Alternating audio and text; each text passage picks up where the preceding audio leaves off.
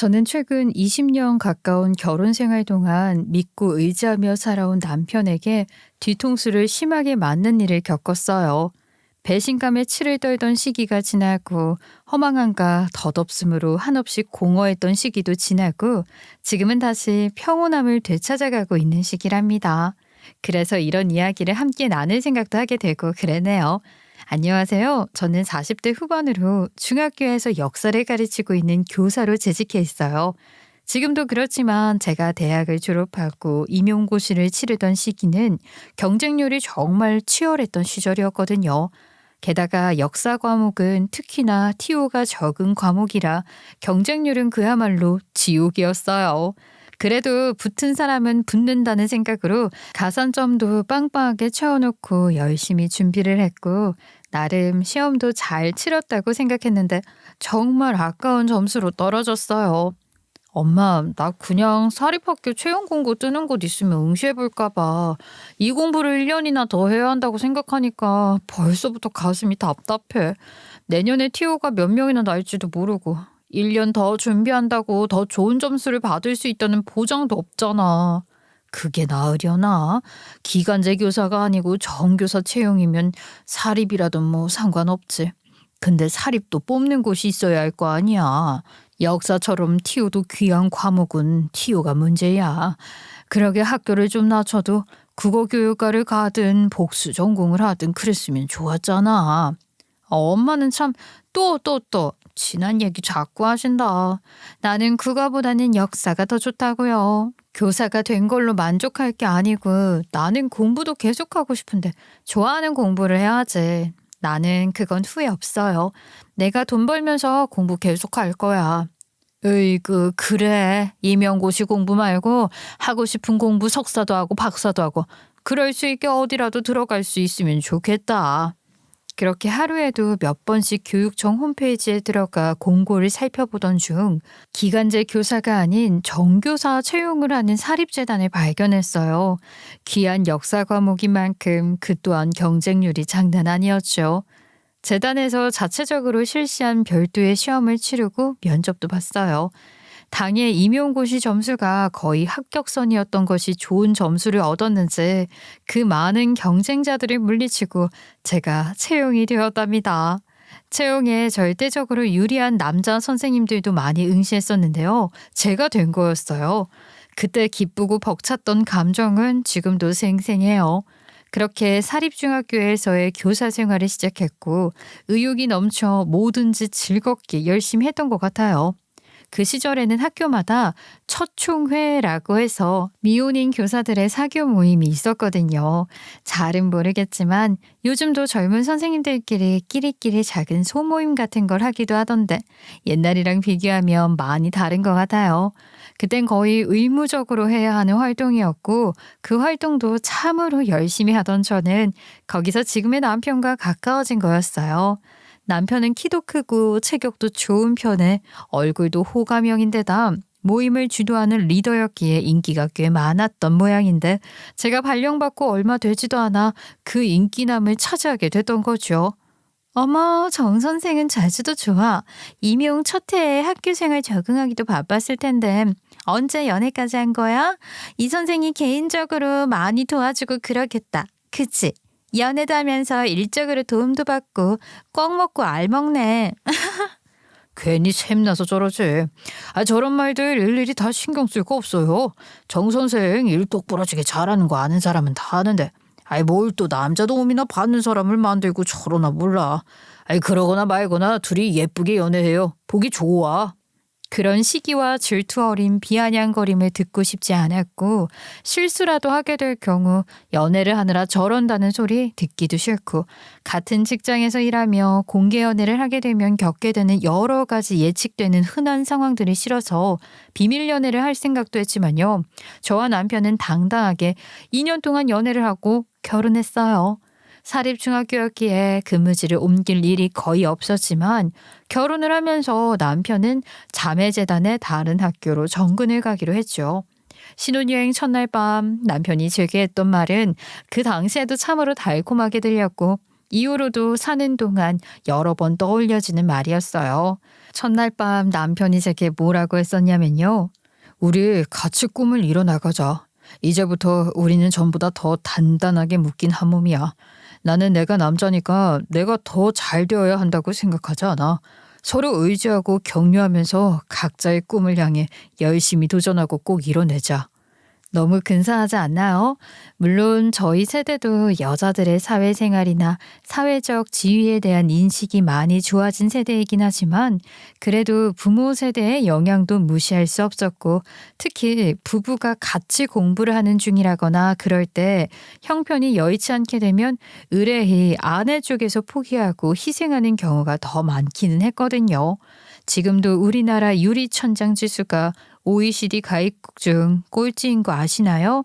여성이 조직 내 일정 서열 이상으로 오르지 못하게 하는 보이지 않는 장벽인 유리천장 지수를 매기는데 우리나라가 몇 년째 독보적인 꼴찌를 도맡아 하고 있답니다. 그러니 20년 전에는 어땠겠어요? 그런 상황에서 꿈을 같이 이뤄나가자는 남편의 말은 그 어떤 사랑의 속삭임보다 달콤한 말이었지요.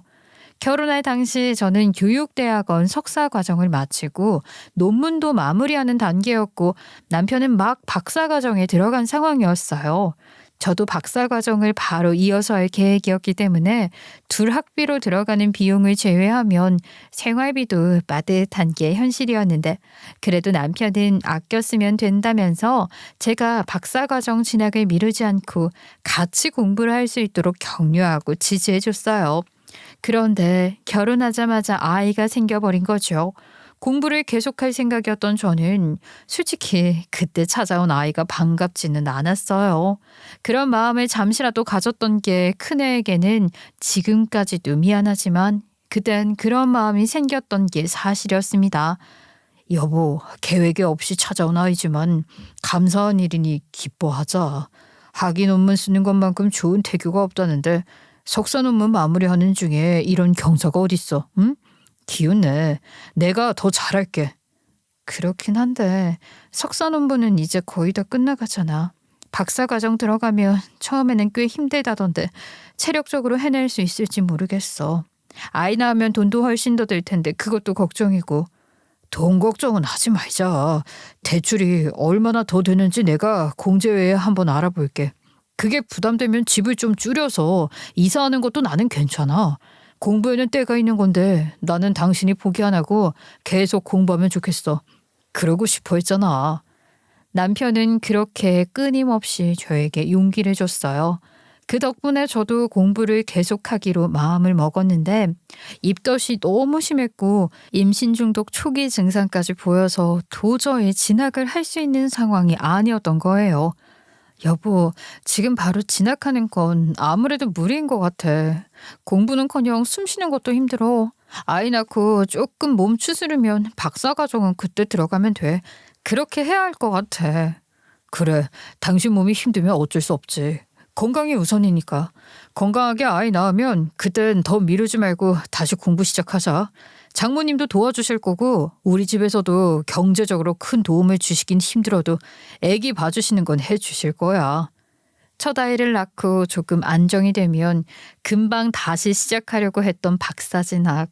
그러다 계획대로 되는 인생이 그리 쉬운가요? 바로 둘째가 생겼어요. 2년 터울로 남매를 임신하고 출산, 육아를 하며 학교 출근까지 했으니 그것만으로도 녹록지 않았기에 저의 박사 진학은 계속 미뤄지기만 했습니다. 친정에서도 시댁에서도 많이 도와주셨지만 아무래도 제만 같지는 않다 보니 막상 전적으로 육아를 부탁드리고 공부를 시작하게 되지 않더라고요. 그게 엄마의 마음인가 봐요. 그렇게 제가 하고 싶었던 역사 공부 박사 과정 대신 아이 건강하게 키우는 공부를 하며 그 나름의 보람과 행복을 느끼며 살았어요. 다들 그러고 사는 거 아닌가 싶었고 게다가 저는 결혼 전보다 훨씬 더 많이 저를 위하고 챙겨주는 다정한 남편이 있었으니 그만하면 행복하다고 생각했었죠. 실제로 소소한 즐거움을 많이 누리며 큰 불만 없이 지냈던 것 같아요. 그러는 동안 남편은 박사과정과 박사 후 과정까지 마치고 교사로 근무하면서 겸임교수에 임용되기도 하고 차근차근 교수가 되기 위한 단계를 밟아가는 중이었어요. 당신이랑 같이 이뤄가고 싶었는데 나만 혼자 공부를 하고 이런 기회들을 갖게 된 것 같아서 미안해. 결국은 당신이 희생해준 덕분에 내가 공부를 할 수 있었던 거잖아. 이렇게 되는 걸 정말 바라진 않았는데 너무 미안하고 고마워. 당신이 강요한 희생도 아닌데 뭐. 너무 그렇게 생각하지 말고. 대신 지금 이 마음 평생 변하지 마. 알았지? 지금처럼만 하면 돼. 남편은 웬만한 일은 다 제게 맞춰주는 편이어서 그 흔한 부부싸움도 거의 하지 않았어요. 물론 전혀 없었던 것은 아니지만 다들 그 정도는 싸우고 사는 거 아닌가요? 오히려 너무 안 싸우면 그게 더 문제죠. 애정이 있어야 싸움도 하는 거니까. 저와 남편의 부부싸움은 서로의 애정을 확인할 수 있는 수준이었다고 할 수 있었어요. 그리고 언제든지 다시 공부를 시작하라고 계속해서 지지하고 격려해주기도 했습니다. 덕분에 저는 조금 늦었지만 다시 공부를 할 용기를 낼 수 있었습니다.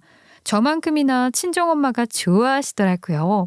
내색은 안 하셨지만 엄마도 제가 공부를 중단한 게 내내 마음에 걸리셨던 모양이었어요. 아이고 얘, 너 다시 공부한다니까 내가 마음이 얼마나 좋은지 몰라. 그렇게 하고 싶었던 공부 못하게 됐을 때 너한테 말은 안 했지만 나도 마음고생을 좀 했어. 내가 너 가졌을 때 그렇게 힘들었지 않니? 하필이면 그런 체질을 물려줘가지고 하고 싶은 공부도 못하게 하나 싶기도 하고. 애 낳고 산후조리 할 때 그때 내가 애 맡아준다고 하고 등을 떠밀어서라도 바로 공부를 다시 할 수 있게 해줬어야 하나 싶고 아이 별별 생각을 다 했었어. 학비를 척척 대줄 수 있는 형편은 아니어도 애는 키워줄 수 있었는데 말이야. 엄마는 혼자서 무슨 소가리를 그렇게 낳은 거야. 엄마가 애 키워준다고 했었지 그때도. 근데 내가 그럴 상황이 아니었는데 뭐. 둘째도 바로 생겼고. 엄마, 나 정말 괜찮으니까 그런 생각 이제 그만해요. 어릴 때부터 네가 공부하는 걸 좀 좋아했니? 아니 누가 시키지도 않았는데 혼자서 알아서 척척척. 대학 때 교수님들도 너 같은 애가 학교에 남아서 박사도 하고 교수도 해야 한다고 늘 그러셨잖아. 그 좋아하는 역사 공부 아니고 다른 공부하겠다는 생각은 확고한 거야? 아쉽지 않어? 뭐 지금이라도 순수하게 공부만을 목적으로 학구열만으로 공부를 한다면 하던 공부를 계속해도 상관없지만 나는 그래도 공부를 하면서 뭔가 성취하고 이뤄내는 게 있었으면 좋겠거든. 전공 공부를 이어서 하기에는 아무래도 좀 늦었지. 근데 학교에 있으면서 늘 애들을 대하니까 아동 심리학이나 심리치료 쪽으로도 관심이 자꾸 생기더라고. 직업이 그렇다 보니 일종의 사명감 같은 것도 갖게 되고 말이야. 제대로 공부를 해보고 싶어. 다시 공부를 시작하기로 마음먹었을 때 저는 전공인 역사가 아니라 아동심리학과 심리치료에 대한 공부를 선택했고 지금도 그 결정을 했던 그때의 저를 마구마구 칭찬해주고 싶어요. 공부를 시작하고 나니 확실히 아이들을 대하는 마음이 달라지면서 교사로 근무하는 것이 더 보람이 있었기 때문에 그것만으로도 이미 만족이었고요. 퇴직 후에는 상담 쪽으로 할 수 있는 일들도 많을 것 같아서 의욕도 생겼죠. 그렇게 제 공부를 다시 시작하면서 한 번 더 새로운 원동력을 얻었고 더 열심히 또 즐겁게 살 수 있었어요. 그런데 남편의 일은 뜻대로 잘 풀리지 않았습니다. 대학에 자리를 잡을 수 있는 기회를 번번이 놓쳤고 더 이상 도전하는 것이 무의미한 상황에 이르러 결국 남편은 대학 교수 임용에 대한 꿈을 포기하게 됐어요.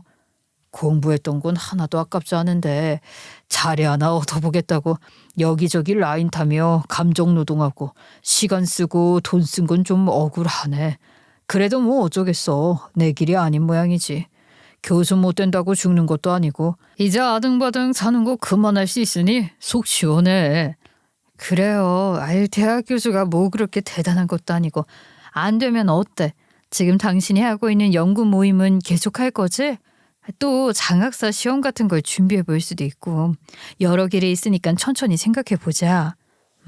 나도 장학사 생각을 했는데 우선은 학교 일에 좀 매진해 볼까 싶어. 그동안 공부하고 겸임교수 출강까지 하면서 학교에는 어쩔 수 없이 소홀할 수밖에 없었잖아. 위에서도 많이 배려해 주셨지만 좋게만 보진 않았을 거 아니야. 그거 만회하기 위해서라도 솔선수범 나서보려고. 요즘 젊은 교사들보다 내가 의욕은 월등히 높고 능력도 절대 안 뒤지지. 그렇게 학교 일 열심히 하면서 부장교사도 맡고 교감 교장까지 해보는 것도 좋을 것 같아. 아닌 게 아니라 화술도 워낙 뛰어나고 사교적인 남편의 성향 덕분에 재단 이사장도 남편에게 상당히 호의적이었거든요. 사립학교이다 보니 재단의 영향력이 절대적이잖아요. 제 생각에도 남편이 그렇게 마음을 먹는다면 분명히 잘 해낼 거라고 생각했기에 학교 생활에 전념할 수 있도록 지지하고 응원했어요. 다른 재단, 다른 학교에 근무하고 있었지만 자매재단이라 불릴 만큼 공유하는 것들이 많았으니 이런저런 정보나 팁도 줄 수 있었고 말이죠. 그리고 그놈의 대학 교수 자리 하나 따겠다고 교수들 학회는 물론이고 온갖 가정사회까지 쫓아다니느라 늘 바빴던 남편이 가족과 함께 보내는 시간이 조금 더 많아졌다는 것도 좋았어요. 학교 일로 늦는 날도 많았지만 이전에 비할 바가 아니었어요. 그렇게 평온하고 단란한 생활을 하고 있던 중 남편의 건강에 이상이 생긴 거예요. 시부모가 둘 다 당뇨가 있는 가게여서 신혼일 때부터 식단에 늘 신경을 쓰고 같이 운동도 하려고 했었는데 그럼 뭐 하겠어요. 늘 바쁘게 다니며 술자리도 늦게까지 하고 몸에 안 좋다는 걸 얼마나 많이 했겠냐 이 말이에요. 그러다 보니 항상 피곤해했고 운동은 서칠하며 아직 젊다는 생각에 건강에 대한 자각을 못하고 살았던 것 같아요. 그러다 결국 당뇨도 오고 고혈압도 당연히 생겼고 신부전증 증상이 부쩍 심해지기 시작하더니 결국 신장이식이든 투석이든 해야 하는 상황에 이른 거였어요. 시부모는 연로하시고 신장이식을 해야 한다면 결국은 제가 해야 하는 상황인 거예요. 저도 고민 없이 바로 결심을 했던 건 아니었어요. 그랬다고 하면 거짓말이죠. 친정 부모님도 걱정을 많이 하시면서 말리는 분위기였고요. 엄마, 그래도 이서방이 나이가 많은 것도 아니고 내가 좀 더 엄격하게 관리를 해줬어야 했나 싶은 자책이 들기도 해. 미우나 고우나 내 남편이고 애들 아빠잖아. 그리고 이서방이 참 잘했잖아. 공부도 계속하라고 이서방이 그렇게 끈질기게 말해주지 않았으면 다시 용기 내는 거 쉽지 않았을 거야. 좋은 사람이잖아. 그 마음을 왜 모르겠니? 나도 이서방 마음 예쁘게 쓰는 거 잘 알고. 그래도 이건 건강 생명에 관련된 일이니까 부모 입장에서는 내 자식 건강이 더 걱정되는 게 당연하지. 다른 것도 아니고 배갈라 장기를 떼주는 거야. 공여자는 수술만 잘 되면 신장 떼준 것 때문에 이후에 내 신장에 이상이 생겨서 병에 걸릴 확률이 높아지는 건 아니래요. 통계 자료가 말해주잖아. 그리고 요즘은 신장 이식 수술은 정말 많이 하는 수술이고 수술 성공 확률도 엄청 높아요. 거의 잘 되는 거지 뭐. 너무 걱정 마. 이서방 건강 회복하면 이걸로 평생 우려먹으면서 이서방 잘 부려먹고 살게요. 알았죠? 말은 그렇게 했지만 저도 무섭고 겁이 나는 게 당연했죠. 통계가 그렇다고 해도 그건 말 그대로 통계 자료일 뿐이고 사람 마음이란 게 그렇지가 않잖아요. 결단코 쉬운 결정은 아니었습니다. 그렇지만 지금껏 서로 의지하고 격려하며 뜻을 맞춰 자식을 둘이나 낳고 산 남편, 아직 살아갈 날이 훨씬 더 많이 남았다는 생각에 이식을 결심했던 거죠. 다행히 제가 공여자로서 적합하다는 결과를 받았으니 감사한 일이라고 생각하기로 했어요. 막상 그렇게 결심을 하고 나니까 마음이 편해지더라고요. 제 신장을 줄 수 있다는데 안 주고 몇 년씩 공여자 기다리면서 투석을 받게 한다면 그걸 지켜보는 내내 마음이 얼마나 불편하겠어요. 그래, 잘한 결정이야 싶었죠. 남편은 저보다 먼저 입원해 있었고 저는 수술 하루 전에 입원했는데 정작 수술 당일에는 남편 얼굴을 볼 수가 없더라고요. 침대에 눕힌 상태로 어딘가로 이동됐는데 마취를 하게 되는 공간이었어요.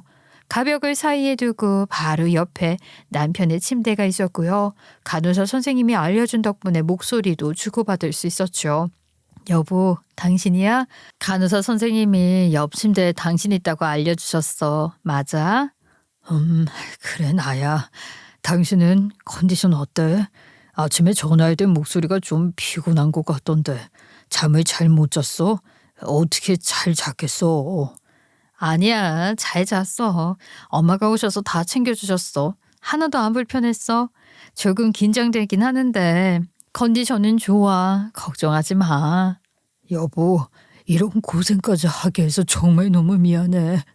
당신 신청받아서 나 다시 건강해지면 내가 말이야 정말 더 잘할게. 고마워. 가벽 하나를 사이에 두고 남편과 나란히 누워서 기다리며 그런 이야기들을 나누는데 남편 목소리를 듣는 것만으로도 눈물이 왈칵 차올랐어요. 거듭 고맙다고 말하며 더 잘하겠다는 남편의 얘기를 들으며 나도 더 잘해줘야지라고 생각했죠. 그런 생각을 잠깐 하다가 정신을 차려보니 이미 수술이 끝나고 회복실로 옮겨진 상태더라고요. 수혜자인 남편의 수술은 저보다 두어 시간 더 걸렸고 수술은 잘 끝났다고 했어요. 수술 다음 날에는 아이들도 면회를 왔어요. 시어머니와 함께 아이들이 무균실에 있는 남편을 먼저 보고 왔길래 이런저런 이야기를 들을 수 있었죠. 엄마, 아빠랑 얘기는 못했지만 밖에서 보고 왔어. 할머니는 의사 선생님이랑 얘기도 많이 하셨는데 아빠 잘 회복되고 있고 그렇게 막 엄청 아프고 그런 것도 아니래. 걱정 안 해도 된다고 하셨어. 누나는 말이 그런 거지. 그래도 엄청 아플 거야. 아빠 그렇게 누워있으니까 정말 중환자 같더라. 그런 병실에 얼마나 있어야 하는 거야? 이제 고등학교 2학년인 딸아이와 중학교 3학년인 아들의 제잘거리는 소리를 듣고 있으니 마음은 참 좋았지만 사실 수술 후에 정말 상상 이상으로 아프더라고요.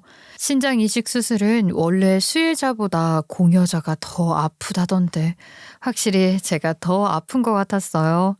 그래도 저는 나흘이면 퇴원하고 남편은 2주는 있어야 한다니 조금만 더 힘을 내어 버텨보자고 생각했죠. 친정엄마가 계속 병원에 오셨지만 아무래도 전문적으로 간병을 해주시는 분이 더 편할 것 같아서 간병인 여사님의 도움을 받기로 하고 신청을 했더니 공여자는 수술 후 3일간 간병을 받을 수 있다고 하더라고요. 운이 좋았던 건지 모든 간병인 여사님들이 다 그렇게 좋은 분들이신지 모르겠지만 저를 맡아주신 여사님은 여러모로 살뜰히 잘 챙겨주셔서 몸도 마음도 한결 편하게 있을 수 있었던 것 같아요.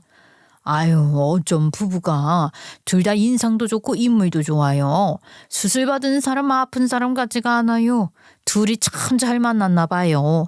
얼른 회복하고 건강해져서 행복하게 잘 살아요. 참 보기가 좋아서 이런 말이 저절로 나오네요. 남편도 같은 기관 소속의 다른 간병인 여사님께 케어를 받고 있었기 때문에 두 분 간병인 여사님들께서 알아서 잘 챙겨주셨고 메신저 역할도 해주고 하셨죠. 평소 날것과 과일을 무척이나 좋아하던 남편인데 신장 이식 수술 후에는 둘 다 피해야 할 음식에 들어가니 먹고 싶은 것을 챙겨줄 수는 없었지만 단백질 보충을 위해서 친정과 시댁에서 신선하고 좋은 고기로 음식을 해오셔서 간병인 여사님들을 통해 음식을 전달하기도 했고요. 수술 후 3일째 남편은 일반 병실로 옮겼고 아직 면회가 제한적일 때였거든요. 남편 병실에 음식을 전달하고 오신 간병인 여사님이 한참 뜸을 들이시더니 이러시는 거예요. 저 이런 말은 함부로 전하는 게 아닌데 내가 참 조심스럽지만 애기 엄마가 사람이 너무 좋아 보여서 나도 모르게 오지랖을 부리게 되네요. 남편분 병실 앞에서 남편분이 통화하는 소리를 들었는데 상대방이 여자인 것 같았어요. 보통 사이가 아닌 게 틀림없어요. 애기 엄마 퇴원하면 한번 제대로 알아봐요. 내가 정말 딸 같아서 하는 얘기니까 흘려듣지 말고 꼭 알아봐요. 여자요?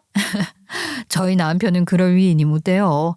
접대한다고 은사들 모시고 다닐 때도 여자들 부르는 그런 술집 가는 것도 얼마나 힘들어했다고요. 여자 문제를 일으킬 사람이 아니에요. 아마 신우이랑 통화한 걸 거예요. 남매가 워낙 가깝고 남편이 또 다정해서 가끔 그런 오해를 하시는 분들이 계시더라고요.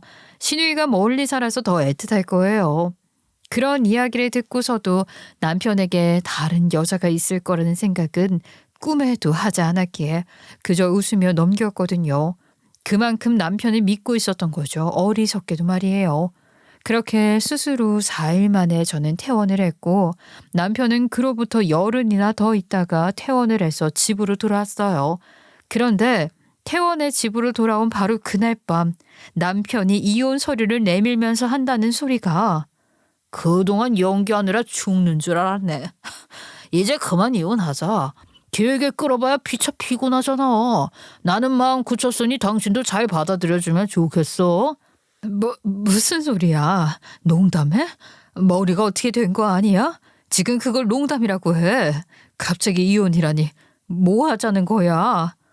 내가 지금 장난하는 것 같아? 나 그 어떤 때보다도 진지해.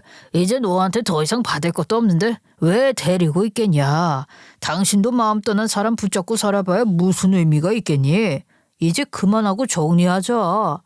저는 제가 무슨 소리를 듣고 있는 건지 잘 이해가 되지 않을 정도로 어안이 벙벙했어요. 남편은 완전히 다른 사람이 된 것처럼 완벽하게 다른 얼굴과 다른 목소리로 제게 말을 하고 있었습니다. 아니 어떻게 그럴 수가 있을까요? 아무런 낌새도 없었는데 이게 갑자기 어찌 된 일인지 도무지 알 수가 없었어요. 늘 자상하게 저를 먼저 챙겼고 오히려 결혼 후에 더 좋은 사람이라고 느꼈던 남편이었는데 갑자기 이혼이라니. 평화롭게, 아니 행복하게 잘 살고 있다고 여겼는데 뜬금없이 이혼을 요구하니 황당하기 그지없었죠. 간병인 여사님의 이야기가 떠오른 건 한참이 지난 후였어요. 밤이 아무리 깊어지고 새벽이 되어도 잠이 오지 않아 뜬 눈으로 밤을 지새우며 머리가 더 멍해졌어요. 갑자기 간병인 여사님이 하신 얘기가 생각나더라고요. 남편에게 여자가 있구나. 이 나이쯤 되고 보면 또 결혼해서 20년 가까이 살다 보면 사랑보다는 의리로 산다고들 하잖아요. 다들 그렇게 말하고 다들 그렇게 비슷하게 사는 거겠죠. 근데 저와 남편은 남들에게 인꼬부부 소리까지 듣던 부부였는데 게다가 저는 그런 남편을 위해 제 신장까지 이식해줬는데 이제 와서 이런 내게 감히 뒤통수를 치다니요. 그것도 철저히 계획적으로 저를 속여가며 신장 이식을 받고 수술이 잘 끝나고 나니 바로 이혼 서류를 들이밀고 있는 남편이라는 인간에게 너무나도 화가 나서 그대로 순순히 이혼을 받아들일 수 없었어요. 당신 다른 여자 생긴 거 다 알고 있어? 내가 모를 줄 알았어? 뭐? 그동안 연기하느라 힘들어 죽을 뻔해. 기가 막혀서. 나 위해서 연기했니? 너 살자고 한 거잖아. 내 신장 받아내려고 구질구질하게 연기한 거잖아. 왜? 네가 만난다는 그 여자는 신장까지 줄 것 같진 않았나 보지? 아니면 그 여자 신장은 아까워서 달라는 말도 못했니? 그런 주제에 뭐? 이혼? 무슨 소리야? 여자라니? 어디서 누구한테 이상한 소리를 듣고 와서 생사람을 잡아. 증거 있어? 증거라도 있으면서 이렇게 사람을 몰아세우는 거야? 참나. 이혼할 때 불리하게 작용할 게 분명하니 빼도 박도 못할 덜미를 잡히기 전까지는 무조건 아니라고 발뺌하겠지 싶었어요. 그놈의 증거? 그래 알겠다 그 증거. 내가 잡아내고야 만다. 상간녀가 어떤 여자인지도 알아내고 불륜 증거도 확보해서 둘 모두에게 위자료라도 받아내고 이혼을 해도 해야겠다고 생각했죠. 남편은 제 신장을 빼앗아 건강을 회복한 뒤로는 아주 살판이 났더라고요. 혈색부터 부쩍 좋아지고 피곤함도 확실히 덜한지 아주 날아다니는 거였어요. 그리고 저를 볼 때마다 이혼 서류를 들이밀고 도장 언제 찍을 거냐고 닥달을 해대기 시작했어요. 대체 언제까지 기다려야 해? 이제 좀 끝내자 제발. 무슨 미련이 남아서 이러는 건지 모르겠네. 자존심도 없어? 사람 좀 그만 빼고 도장 찍어. 그렇게 말하며 제 눈앞에 이혼 서류를 던지길래 저는 그 서류를 남편이 보는 앞에서 바로 박박 찢어버렸죠. 미련 같은 소리 하네. 그딴 거 없으니까 걱정 마. 나도 너 같은 인간이랑 같이 살고 싶은 생각? 눈꼽만큼도 없어. 멍청하게 신장까지 떼인 마당에. 나도 챙길 수 있는 건 다 챙겨야지. 딱 기다려. 이혼 시기는 내가 정해. 남편은 제 앞에 이혼 서류를 던지고 그럼 저는 그걸 그 자리에서 바로 찍고 그러면서 험한 말을 주고받는 걸 몇 번이나 반복했는지 모르겠어요. 그야말로 지옥 같은 날들의 연속이었죠. 심지어 대놓고 외박도 하기 시작하더라고요. 나 오늘 낚시가 밤 낚시까지 하고 올 거니까 그렇게 하라. 귀찮게 전화 같은 거 하지 말라고. 내가 전화를 왜 하니? 살만한가 봐. 누구 덕분에 아주 새 생명 얻었지. 기껏 살려놨더니 놀러다닐 궁리만 하는 것도 참 역겹다. 애들 보기 부끄러운 줄이나 알아. 애들도 알 건 다 아는 나이지. 그래도 아빠로서 최소한의 도리는 하고 마지막으로 지킬 수 있는 건 지키길 바랄게. 애들이 알긴 뭘 알아. 네가 애들한테도 이상한 소리 했냐? 너 그게 얼마나 나쁜 건지 몰라? 너는 아동 심리학 공부한다는 사람이 어떻게 그러냐? 애들한테까지 나를 깎아내리고 모함하면 이혼할 때 뭐 너한테 유리한 게 있는 줄 알아?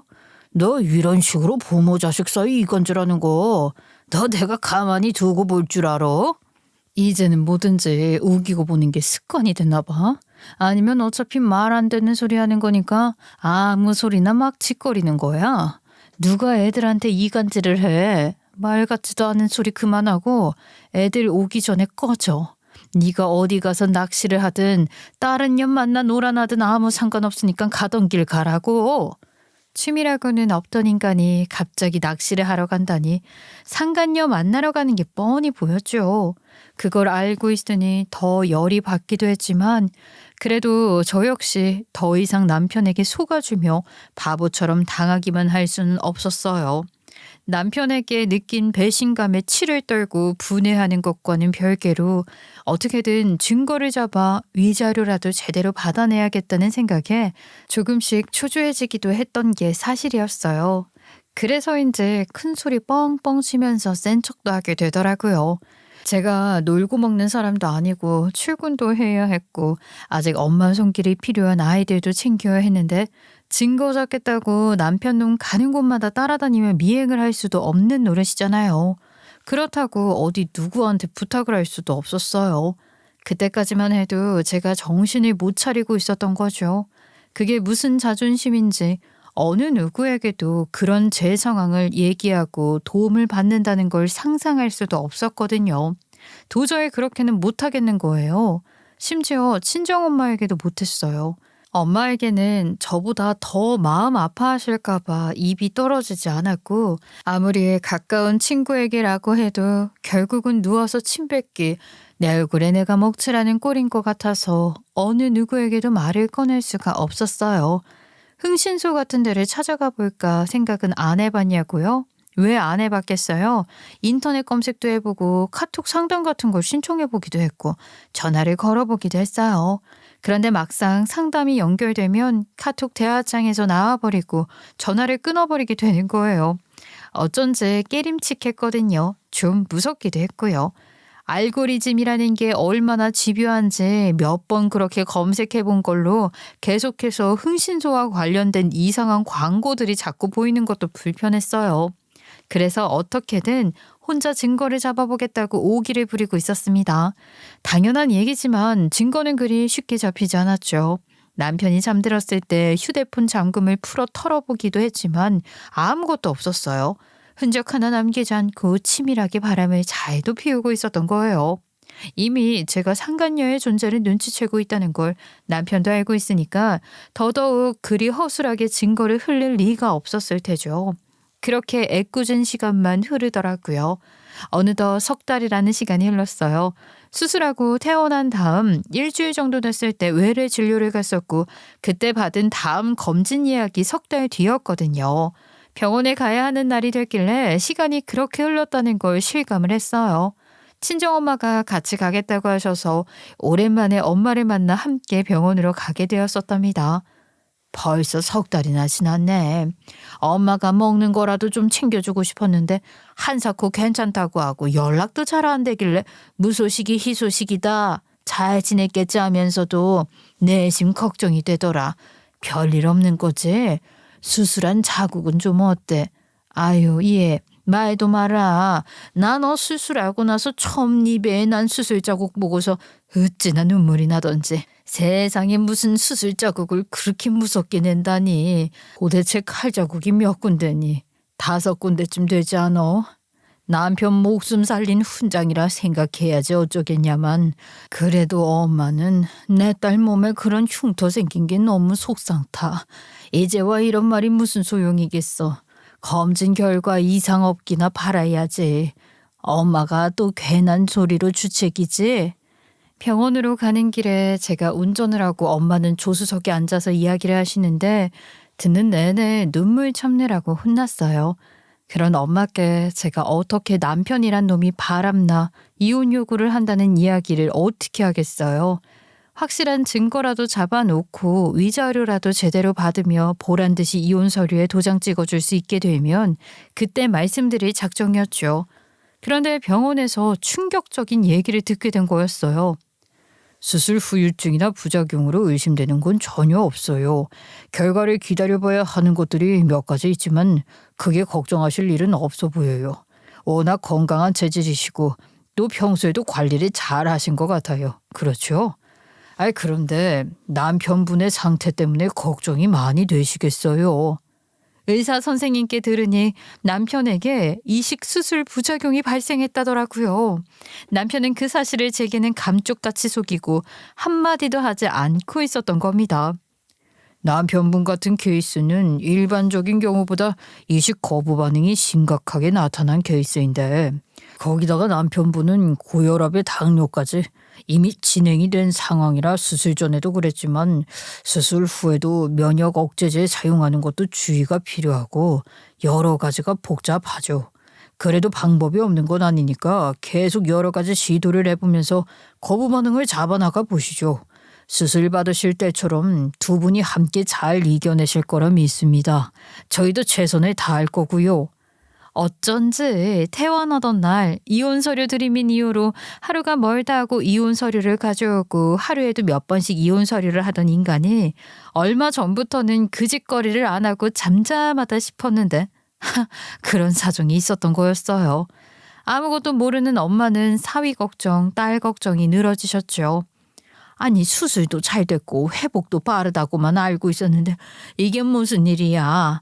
이서방 외출도 잘하고 괜찮다고 그러지 않았어? 너한테 얘기도 못하고 이서방 혼자 병원 다니며 끙끙거린 거 아니야? 너한테 미안하고 그래서 그랬나 보다. 아휴 그나저나 그 거부 반응인지 아는 걸 잡으려면 얼마나 걸린다는 거야. 네 몸 추스른 것도 얼마 안 됐는데 병 간호하려면 네 몸부터 잘 챙겨야지. 얘 보약이라도 짓자. 이서방은 아직 그런 거 먹으면 안 되지. 나온 김에 네 거라도 지어가는 게 어때? 응? 엄마, 나 사실 엄마한테 얘기 안 한 게 있어. 상황이 조금 더 정리되면 이야기하려고 했는데 이서방 바람났어요. 이혼해달래. 그 얘기를 퇴원하는 날 하더라니까. 뭐? 아니 그놈의 새끼가 기어이 얼굴값을 하네. 이 망할 놈 수술하고 누워있는 동안 바람이 났을 리는 없고 그럼 그동안 우리를 다 속이고 신장 떼줄 때까지 너한테 살살거린 거야? 이 처죽일 놈. 지가 바람나서 이혼할 생각까지 하는 새끼가 내 딸 몸에 칼자국을 그렇게나 내고 신장까지 떼갔단 말이야. 아유 이 갈아 마셔도 시원찮은 놈. 어휴 내가 분해서 이 노릇을 어째. 어휴. 엄마 진정하세요. 엄마 마음이 내 마음이야. 엄마 마음 잘 알지만 열내고 흥분해봤자 엄마 몸만 상해. 그러니까 진정해요. 나 정말 괜찮으니까 내 걱정도 말고. 아셨죠? 퇴원하고 올 때만 해도 살만했겠지. 이혼 서류 꺼내는데 아주 당당하더라고. 기가 막혀서. 그랬던 놈인데 이 마당에 내가 그런 놈 병실에 가서 지키고 앉아 간호하게 생겼어? 절대 안 해. 바로 이혼해줘 버리고 말 거야. 마음 바꿔먹고 병간호 받을 작정으로 매달리기라도 하면 더 골치 아파. 발목 잡히기 전에 얼른 이혼 서류에 도장 찍어야지. 상간여고, 증거고, 위자료고 뭐고 간에 당장 이혼해야겠다는 생각뿐이었어요. 그래서 그 길로 이혼 서류에 도장 찍어 남편에게 가져갔죠. 그렇게 노래를 부르며 해달라던 이혼 서류 여기 있어. 지금 당장 가정법원 가. 더 이상 질질 끌 생각 없으니까 얼른 옷 입고 나와. 지금 바로 가자고. 아니 갑자기 왜 이러는 거야. 내가 생각을 좀 해봤는데 아무래도 내가 좀 성급했던 것 같아. 그때는 몸도 아프고 하니까 여러 가지 생각에 내가 좀 혼란스러웠지 싶어. 그래서 당신한테 이 이야기를 언제 하나 그러고 있었거든. 우리 이혼 얘기는 없던 걸로 하자. 그 얘기 취소할게. 됐지? 되긴 뭐가 돼. 정신 차려. 지금 뭘 대단히 잘못 생각하고 큰 착각에 빠져 있는 것 같은데 이제 와서 왜 이래? 왜? 당신 수술 부작용 때문에 병원 신세 져야 할 것 같으니 간병인 필요해서 이래? 간병인으로 나 붙잡아두려고? 아니, 그게 아니야. 무슨 얘기야? 그런 게 아니고. 그런데 당신 그거 어떻게 알았어? 엄마한테 들었어? 어머님도 아셔? 아시겠지. 그래. 나만 속이면 되니까. 그지? 언제까지 속일 작정이었어. 그렇게 나 속여서 부려먹을 궁리하면서 내 병원 검진일 같은 건 안중에도 없었지. 오늘 검진 받으러 병원 가는 날이었다. 왜? 병원에서 의사 선생님께 직접 들은 거야. 내가 너한테 속아서 신장까지 떼줬으면 됐지. 평생 병간호 해줄 마음은 1도 없으니까 꿈 깨고 당장 법원 가자니까. 왜? 옷 갖다 줘? 여보, 당신 나를 어떻게 보고. 나 정말 그런 거 아니야. 당신한테 미안한 마음에 나도 모르게 모진 말도 하고 그랬지만 내가 당신을 어떻게 생각하고 왔는지 당신도 잘 알잖아. 우리 애들은 또 어떡하고. 응? 여보, 여기 앉아서 다시 한번 천천히 생각을 해보자. 내 얘기 좀 들어봐, 여보. 내가 생각이 짧았어. 당신한테 그랬던 거 나 너무 후회해. 당신 얼마나 힘들었을까 생각하면 내가 마음이 너무 아파. 미안해. 용서해줘. 그래, 당신 말처럼 내가 아픈 동안 정신이 잠깐 어떻게 됐었나 봐. 이제 나 다시는 안 그래. 정신 차렸어, 여보. 다시 생각해줘. 태어나던 날 다른 얼굴, 다른 목소리로 완벽하게 다른 사람이 되었던 남편을 봤다고 했었잖아요. 남편은 이날은 또 다른 모습이 되더군요. 제가 지금껏 어떤 사람이랑 같이 살았던 건지 모르겠더라고요. 눈물 콧물 쏟으며 매달리는 모습이 어지간한 배우 뺨을 치고도 남겠다 싶었죠. 그 모습은 안쓰럽기는커녕 더 역겹기만 했어요. 당신 도대체 얼굴이 몇 개야? 사람처럼 무서운 게 없다더니 그 말을 이제야 실감하겠네. 여자 만나면서 사람이 갑자기 변한 거야? 아니면 처음부터 이런 사람인데 그동안 잘도 숨기고 살았던 거야? 당신이 아무리 울며불며 매달려도 아무 소용없어. 나야말로 더 이상 긴 말하기 싫으니까 당장 일어나. 법원 가자고. 이렇게 나온다고? 지금 내가 다시 아파서 병원 신세 질 것 같으니까 간병 같은 건 하기 싫다 이거지? 이야, 치사하다. 이런 게 인성인 거지. 당신이야말로 이런 사람인 거 숨기고 살았어? 단호한 저를 보더니 남편은 또 돌변해서 별별 소리를 다 하더라고요. 혼자 뭐라고 떠들거나 말거나 저는 앞장서서 가정법원으로 향했어요. 남편은 그런 저를 따라오며 절대 이혼 안 해준다고 버텼지만 저는 소송이라도 할 거라고 쐐기를 박았습니다. 앞으로 병원비가 얼마나 들어갈지 모르는 상황이니 선뜻 변호사를 선임할 여유도 없고 또 바람을 피운 증거라도 잡혀 위자료까지 물어야 할지도 모르는 게 겁이 나는지 더 버티지는 못하고 울며 겨자 먹기로 협의 이혼을 하겠다고 하더라고요. 그렇게 이혼 서류를 제출했고 이후 숙려기간 3개월이 빨리 지나가기만을 기다렸어요. 남편은 병원에서 이런저런 시도를 하며 이식 거부 반응을 잡는 과정에 있으면서 더 예민해졌는지 숙려기간 동안에도 다시 생각해봐달라며 울며 불며 매달리다가 안 될 것 같으니 또 갑자기 화를 내는 것을 반복하며 난리도 아니었죠.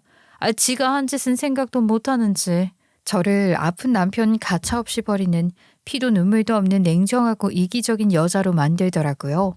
그래서 저도 같이 난리를 쳐줬어요. 개거품은 뭐 지만 물 수 있나요? 네가 먼저 나 버린다고 이혼하자고 했던 거 생각 안 나니? 그땐 이럴 줄 몰랐겠지. 박사식이나 공부를 한 사람이니 생각이라는 걸 할 수는 있지. 네가 나라면 너 같은 남편을 다시 받아줄 수 있겠니? 네가 지금 나한테 뭐라고 해도 나한테는 어느 집 개가 짖는 소리보다도 의미가 없어. 알겠어? 그만하라고. 큰애가 고등학교 2학년, 작은애가 중학교 3학년으로 아직 엄마 손길이 필요할 때라 양육권은 제가 갖고 양육비를 받기로 했죠. 재산이라고 해봐야 아직도 대출금이 조금 남아있는 아파트 한 채가 전부였기에 처분해서 나누기로 했고 자동차 등은 각자 쓰던 대로 가져가기로 했어요. 20년 결혼 생활 동안 공동 생활비로 얼마씩 내고 나머지는 각자 썼었거든요. 처음에는 남편이 공부를 하고 있었기에 남편 월급은 고스란히 남편 밑으로 들어갔고 공동 생활비로 대출금 넣고 나면 생활비가 늘 모자랐어요. 그래서 매번 제 월급에서 부족한 생활비를 충당했었고 이후로도 계속 각자 관리가 익숙해진 거였죠. 제가 경제적으로 기여한 게 더 많았던 기간을 하나하나 따져서 재산 분할에 적용할 생각도 있었지만 남편 공부가 끝나고는 남편 월급에서 공동 생활비로 내놓은 부분을 늘리기도 했고 양육비만 꼬박꼬박 받으면 그 돈 치사하게 계산해서 받지 않아도 저와 아이들은 충분히 잘 살 수 있기에 그렇게까지 하지는 않았어요. 남편이 요구한 이혼인데다 상간녀가 있는 것이 의심되는 상황이었으니 증거를 포착해 위자료를 받을 수도 있었지만 상황이 바뀌어 병간호를 받아야 할지도 모르니 남편이 이혼 요구를 번복할지도 모른다는 생각에 다 필요 없고 그냥 빨리 이혼을 할 수 있기만을 바랐으니까요. 그렇게 저는 무사히 이혼을 할 수 있었답니다. 전 남편은 아직도 이식 부작용 때문에 고생을 하고 있다고 해요. 어쩌면 이식한 신장이 제 기능을 하지 못해 투석을 계속해야 할지도 모른다고 하더라고요. 그리고 드디어 알게 된 전 남편의 상간녀는 같은 학교 교사였던 거 있죠. 심지어 그쪽도 유부녀로 학교에도 소문이 퍼지기 시작해서 저도 그 학교에 근무하는 선배 언니를 통해 전해드릴 수 있었어요. 웬일이니 정말 이 선생이 그런 사람일 줄이야. 하여간 교육청에도 투서가 들어가서 이제는 더 이상 소문이 아니고 사건이 된 거지. 일이 커지니까 그 상간녀 쪽에서 이 선생이 일방적으로 그랬다고 몰아가고 있대. 뭐 지속적으로 만남을 요구했고 부적절한 행동을 어쩌고 하는 그런 거 있잖아. 아유, 그렇게 진술하면서 지만 빠져나가려고 하는 모양이야. 그래봤자 그쪽도 남편이 가만히 안 있지. 이혼 소송 간다더라고. 교육청에 투서는 누가 넣는 거래요? 애초에 학교에 소문이 나기 시작할 때 목격자가 있다고 하지 않았어요? 증거 같은 게 확실하게 있는 거죠? 파면까지 가면 좋겠어요, 정말. 잘은 몰라도 그 증거라는 게 드러난 게 있는 것 같진 않더라고. 목격한 사람이 있다고 해도 정황일 뿐이고 카톡은 일절 사용하지 않았고 통화 기록도 별게 없나 봐. 그 여선생 주장도 마찬가지로 본인 주장 외에는 다른 증거가 없는 거지. 징계 처분이 어떻게 나올지 다들 궁금해하더라. 재단도 쑥대밭이야 아주. 살던 집 매매가 당장 이뤄지지 않아 우선은 저와 아이들이 그 집에 살고 있고 전 남편은 이전 시댁으로 들어간 상황이었는데 그런 와중에 이전 시모가 집으로 찾아왔더군요. 전 남편은 어차피 계속 입원과 퇴원을 반복하는 중이기 때문에 이전 시어머니가 간병을 하고 있었겠죠. 애비가 몸이 아픈 와중에 생각이 흐려져서 잘못된 판단을 한 거잖니. 지금 애비 옆에 누가 있다고 이래. 네가 있어줘야지. 20년 세월 쌓은 청이 있지 않냐. 학교에서까지 모함을 받고 있다는데 가족이 힘이 되어주고 지켜줘야 하지 않겠니? 모함 무슨 모함이에요? 처음부터 그 여자 때문에 이혼해달라고 한 게 누군데? 다 아시면서 왜 이러세요? 누구더러 인정머리 없다는 건지 모르겠네 정말. 독한 년 어쩌고 하면서 여기저기 제 욕하고 다니시는 거 다 아는데 그 사람들이 속으로 뭐라고 하는지 아세요? 지나가는 사람 붙잡고 물어보세요. 열이면 열 아니면 백이면 백. 저한테 잘못했다고 할 사람 없어요. 신장까지 떼줬더니 퇴원하던 날로 이혼 서류들이 밀고 상간녀까지 있었던 상황인데 누구를 욕하겠냐고요. 아무 의미도 없는 얘기하고 다니실 시간이 있으면 가셔서 아들 교육이나 제대로 하세요. 아직도 정신머리 못 차린 것 같은데.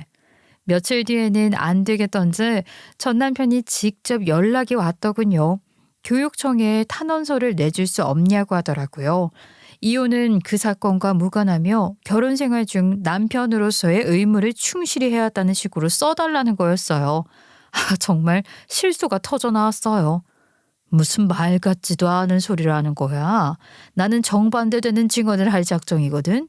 내 뒤통수 먼저 친 건 그쪽 아니야. 나도 똑같이 뒤통수 칠 수 있지. 그거 아주 간단하고 쉬운 거야. 나는 못할 줄 알아? 그래도 파면만은 면해야지. 파면이면 연금도 반밖에 못 받아. 알아? 양육비 제대로 받기 위해서라도 좀 도와줘. 애들 생각해야지. 그 연금 반밖에 못 받게 되더라도 합의한 양육비는 제대로 지급해야 할 책임 있는 거야. 그건 모르나 봐. 연금으로 충당이 안 되면 뭐라도 해서 벌어. 파산할 정도가 아니면 감액 같은 것도 안 될 거야. 누구더러 애들 생각을 하라는 거야? 가짜나서 정말. 나 몸도 아픈 거 알잖아. 아직 29부 반응이 계속되고 있어서 투석 받고 있어, 투석. 계속 이러면 앞으로도 쭉 투석을 받아야 해. 병원비 감당하는 것도 힘들다고. 나 환자잖아. 너무 매몰차게 그러지 말고 좀 봐줘. 구구절절 쿵색하기 짝이 없는 소리를 더 듣고 싶지도 않고, 행여나 애들이 성인 되어도 신장이식 해달라는 소리 할 생각은 안 하는 게 좋을 거야. 그리고 다시는 이런 일로 연락하지 마. 그렇게 쏘아붙인 것만으로는 모자라 저는 전 남편이 부탁한 탄원서 대신 교육청에 하루에 한 통씩 투서를 넣었답니다. 탄원서 같은 소리 안에 결국 전 남편은 불명예스럽게 교단에서 내려오게 되었어요. 지금은 부모의 이혼으로 아이들에게 가졌던 미안한 마음도 많이 털어내고 있어요. 그런 무책임하고 이기적인 아빠는 없는 것이 더 낫다고 생각해요. 아빠처럼 살면 안 된다는 교훈을 아이들도 스스로 깨우치는 것 같아서 다행스럽기도 하고요. 결혼 후 여러 상황으로 공부를 계속할 수 없었지만 그대로 좌절하거나 주저하지 않았던 스스로를 너무 칭찬하고 싶어요. 늦게라도 좋아하는 공부를 다시 시작했던 것도 너무 잘한 일이었죠. 지금은 아동 심리학에 이어 놀이치료를 전문적으로 공부할 수 있는 대학에 박사과정 진학을 앞두고 있답니다. 언제가 될지 모르겠지만 퇴직하고 나면 뜻을 같이 하는 몇몇과 함께 상담소를 개설할 계획도 갖고 있어요. 이제 저는 정말이지 날개를 단 것 같아요. 자유롭게 어디로든 훨훨 날아가고 싶네요. 저처럼 주변 상황 때문에 꿈을 내려놓아야 하는 상황에 놓이신 분들이 있다면 절대로 포기하지 말라는 얘기를 꼭 하고 싶어요. 기회는 반드시 찾아오더라고요. 절대로 포기하지 마세요. 모두들 응원합니다.